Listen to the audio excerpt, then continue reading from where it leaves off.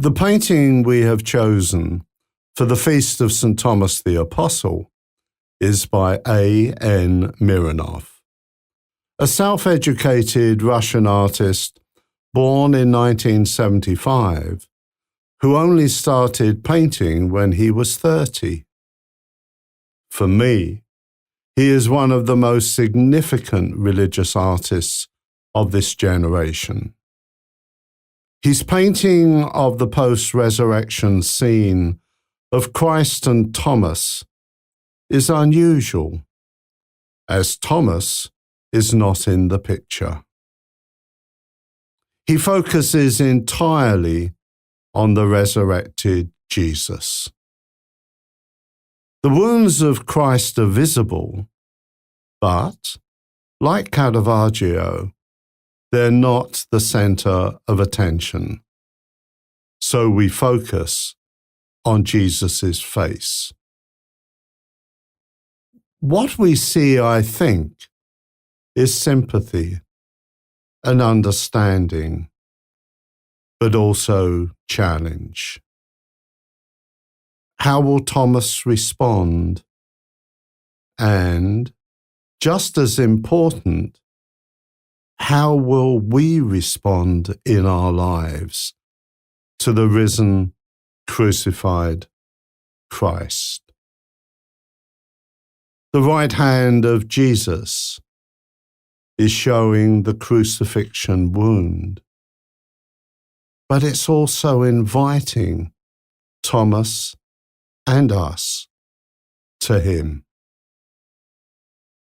Thomas was not present when the resurrected Christ appeared to the other disciples. So when they told him that they had seen the Lord, he replied, "Unless I see the mark of the nails in his hand and put my hand in his side, I will not believe." 1 week later, Jesus appeared and told Thomas to believe. And he answered, "My Lord and my God." The first person in the Gospel to recognize the divinity of Christ. His utterance is the Christological climax of the entire Gospel. Mironov has painted a Christ who is not angry at Thomas, but rather disappointed and sad. But I sense affection and compassion towards Thomas and understanding. And especially, I did it all for you.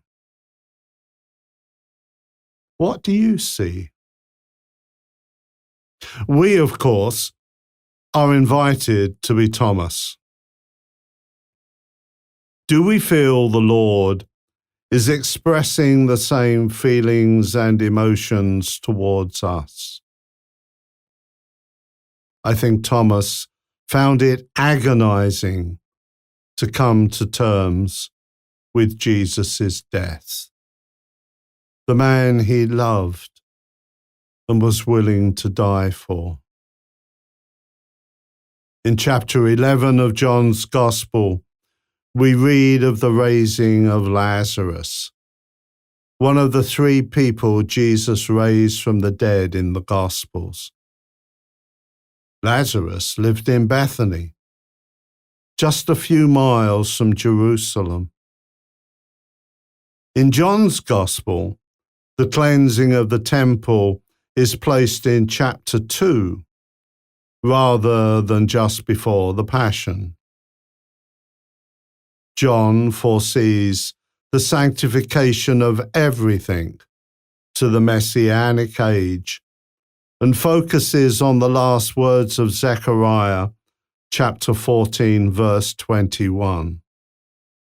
There will be no more traders in the temple of Yahweh Sabaoth when that day comes.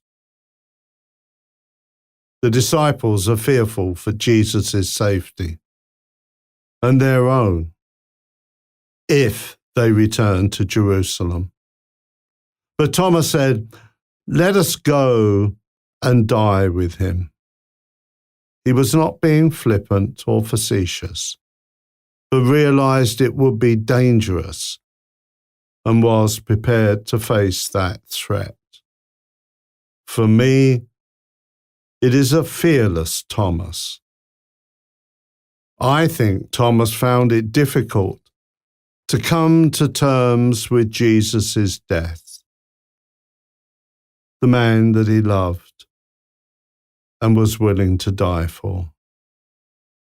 The death of Jesus would have shattered his dreams and hopes. Thomas's life proves belief is a process. Are we like Thomas? Is Jesus the center of my life? I'd like to think so. And I'm sure you would say the same. So let us celebrate Thomas's feast day.